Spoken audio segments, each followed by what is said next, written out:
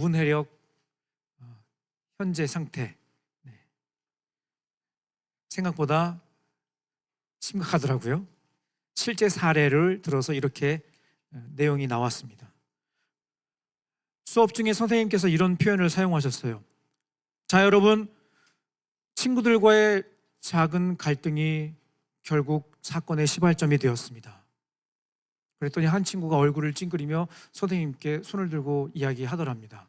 선생님, 왜 욕하세요? 진심으로. 무슨 말인지 못 알아들었지 지금. 여러분은 알아들었을 것 같아. 여러분 여기에 해당되는 친구는 한 명도 없을 거라고 저는 생각을 해요. 충분히 오해할 만하지만 오해하는 네가 이상한 거지 선생님이 잘못하신 건 아니다. 이뿐만이 아니라 곰탕을 실제로 곰을 사용해서 만든 음식인 줄 알았다고 하는 학생. 그럼 붕어빵에는 붕어가 들어가냐? 그렇지? 아무튼 그리고 이건 실제로 한 친구가 저에게도 물어봤던 내용인데 이런 친구가 많이 있더라고요. 심심한 사과라는 표현을 듣고 어떻게 사과를 심심하게 하냐고 되묻는 황당한 일. 학생이 선생님께 물어봤다는 거죠. 또 있습니다. 두발 자유화와 관련된 토론을 하다가 이 두 발인 줄 알았다고. 말도 안 되는. 실제로 선생님들의 사례를 이렇게 뉴스 내용으로 이렇게 보면서 방금 말씀드린 것처럼 재미있는데 웃을 수 없는 참 안타까운 현실. 마지막으로 이게 제일 웃겼는데요. 사전적인 의미로 한 가문의 계통과 혈통 관계를 적어 놓은 그 문서 책을 뭐라고 하죠? 족보라고 하죠. 그렇죠? 족보. 그런데 학생들은 이 족보를 족발 보쌈 세트의 줄임말로 알고 있다. 대부분 그렇게 알고 있더라. 네. 이 뉴스를 보면서 저는 개인적으로 설마 이 정도로 심각하다고? 절대 저는 아니라고 생각하거든요. 정말로 저는 믿습니다, 여러분을. 여기에 해당되는 친구는 한 명도 없을 거라고 저는 생각합니다. 왜냐하면 여러분은 어렸을 때부터 고전 중에 고전인 이 성경을 읽고 성경 말씀을 듣고 이 말씀에 대해서 깊이 고민한 친구들이기 때문에 여러분들만큼은 이런 여기 유치한 이런 내용에 해당되지 않는다고 생각을 했습니다. 맞죠? 그렇죠? 네. 성경에 보면요, 우리가 일상생활 가운데 자주 사용하지 않는 하지만 꼭 알아야 될 굉장히 중요한 단어들이 많이 나와요. 그렇죠? 예를 들면 자막으로 준비했는데 이런 단어들: 구속, 화목, 은혜, 영생, 은총, 중보, 구원. 자, 여기서 어느 단어든지 간에 목사님 제가 간략하게 설명할 수 있습니다라고 하는 친구 손 한번 들어볼까요? 네. 어느 단어든지 괜찮아. 그냥 하라 그러면 안 할 것 같아서 대답한 친구에게는 꿈과 환상의 나라 에버랜드 티켓을 2장씩 드리겠습니다. 네. 어느 분께서 후원을 해주셔서 이번 더 라이트 집회 때 선물이 팡팡 터지는데 제가 고3부 친구들을 위해서 따로 자, 아무 단어나 아무거나 구속, 화목, 은혜, 영생, 은총, 중보, 구원 아무 단어나. 지금 이야기하기가 좀 그러니까 개인적으로 아는 친구들은 문자나 DM을 보내주시면 제가 확인하여 정말로 꿈과 환상의 나라 에버랜드 선물을 꼭 드리도록 하겠습니다. 그러면 이 어려운 단어 말고요, 이 어려운 단어들 말고, 어렵게 생각하는 단어 말고 오늘 설교 제목에 나온 단어 바로 복음. 복음은 무엇인가? 여러분 각자의 경험과 생각을 바탕으로 여러 가지로 설명할 수 있겠지만 성경에 명확하게 정의된 내용은 다음과 같습니다. 로마서 1장 16절 말씀 상반절 함께 읽도록 하겠습니다. 시작. 내가 복음을 부끄러워하지 아니하노니 이 복음은 모든 믿는 자에게 구원을 주시는 하나님의 능력이 됨이라. 아멘. 물론 사전적인 의미로 이 복음이라는 것은 굿 뉴스 또는 가스펠이라는 단어를 사용을 하죠. 그런데 실질적인 의미로 이 복음이라는 것은 성경에 기록된 것처럼 모든 믿는 자에게 구원을 주시는 하나님의 능력이다라고 여러분들에게 물어보면 이렇게 대답할 수 있어야 된다는 거죠. 이제 주일학교 몇 년이야?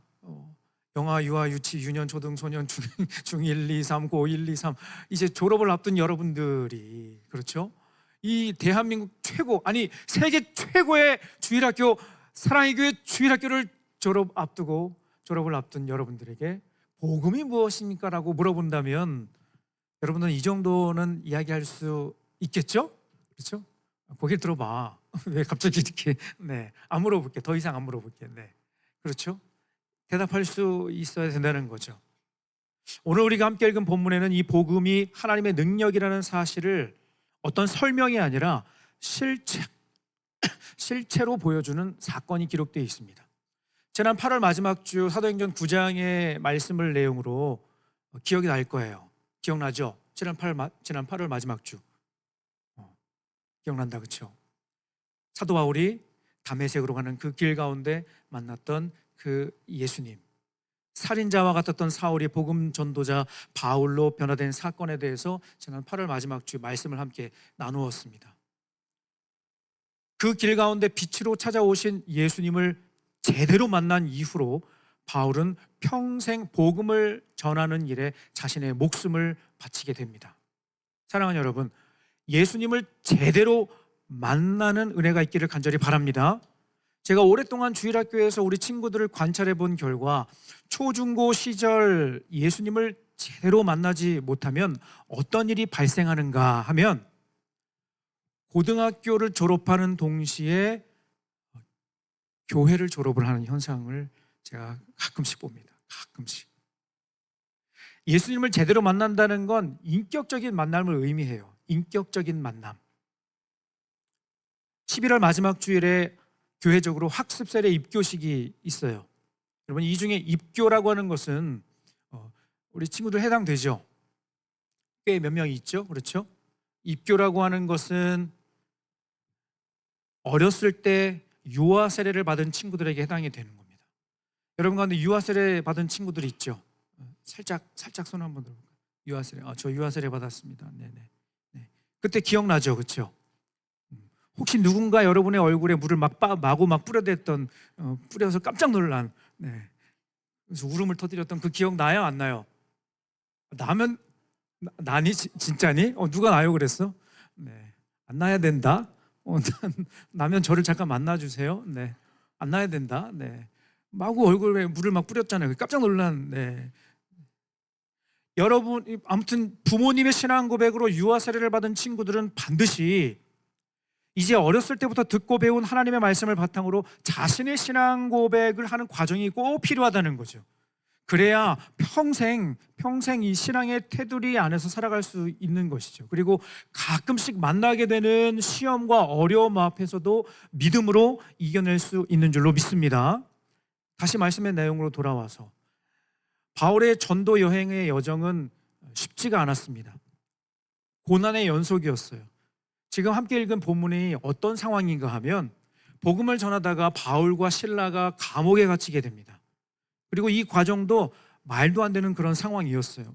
사도행전 16장 읽진 않았지만 22절, 23절 상반절 말씀에 우리 메시지 성경 버전으로 이때 상황이 어떠했는지 함께 읽어보겠습니다. 시작. 판사들은 폭도와 한편이 되어서 바울과 실라의 옷을 찢어버리고 그들에게 공개 태형을 명령했다. 그들은 시퍼런 멍이 들도록 그 두 사람을 때린 뒤 감옥에 가두고.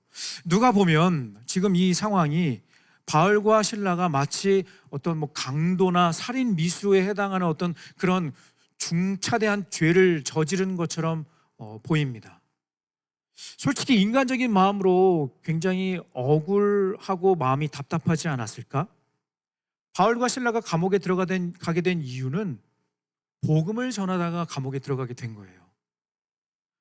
여러분, 억울하고 답답한 일을 만나면 보통 한숨을 쉬거나 욕을 하거나 신세 한탄을 하기 마련입니다.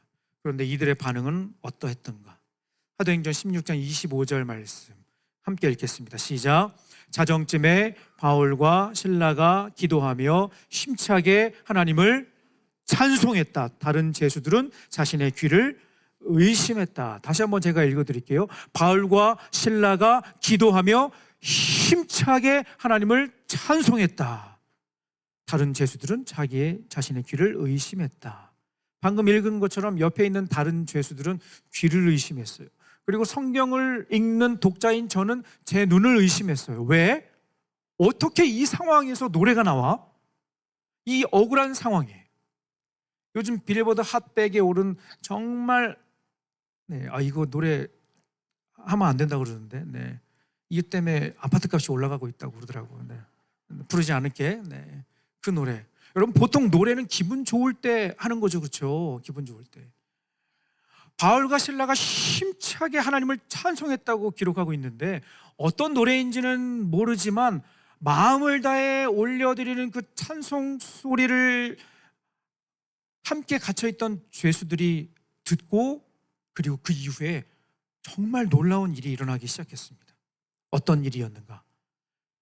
굳게 닫혀있던 감옥의 문이 저절로 열리게 되었어요. 그리고 그 안에 있던 사람들, 죄수들의 손과 발을 묶고 있던 그 모든 것들이 저절로 풀리게 된 거죠.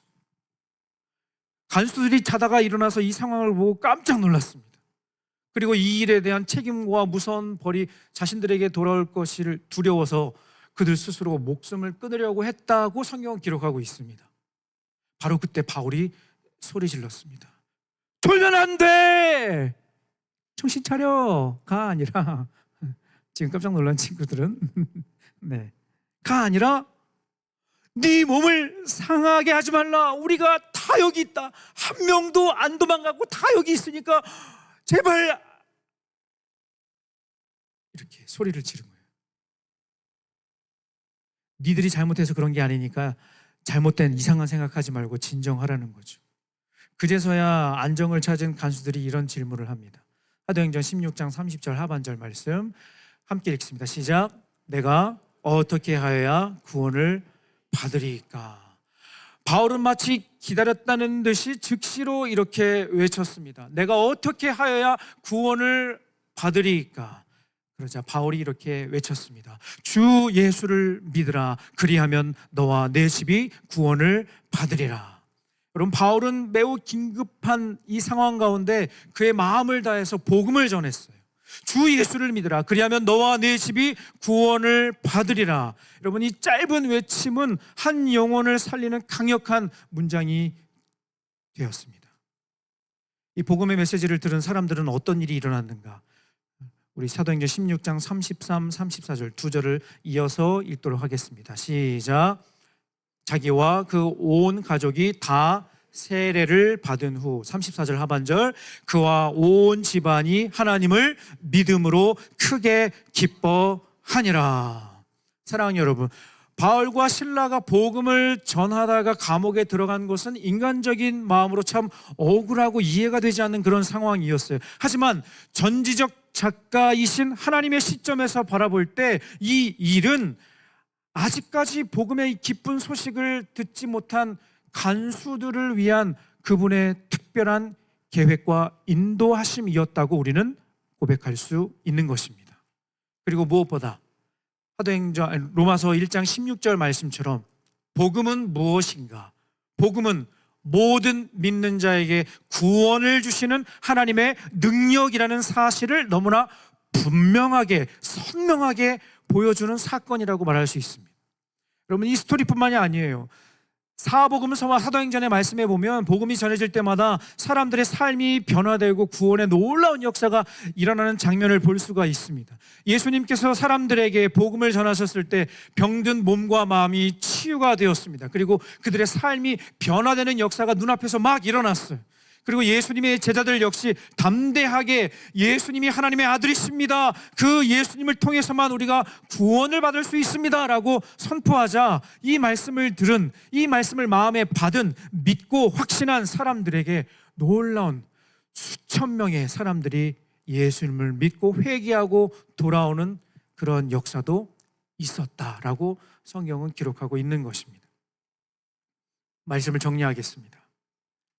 사랑하는 여러분, 복음의 메시지는 여러분, 복음의 메시지는 단순히 듣는 것으로 끝나지 않고 우리의 마음을 움직이고 삶을 바꾸는 강력한 능력이 있는 줄로 믿습니다. 그것이 바로 하나님의 능력으로서의 복음이라는 거예요. 다시 한번, 여러분, 복음이라는 것은 단순히 듣는 것으로 끝나는 것이 아니라 우리의 마음을 움직이고 우리의 삶을 변화시키는 강력한 능력이 이 복음에 있다는 겁니다. 이 복음이 바로 하나님의 능력이라는 겁니다. 복음은 우리를 다시 일으켜 세워주시는 힘이요, 비록 힘들고 어려운 순간에도 찬송할 수 있는 이유가 된다는 것입니다.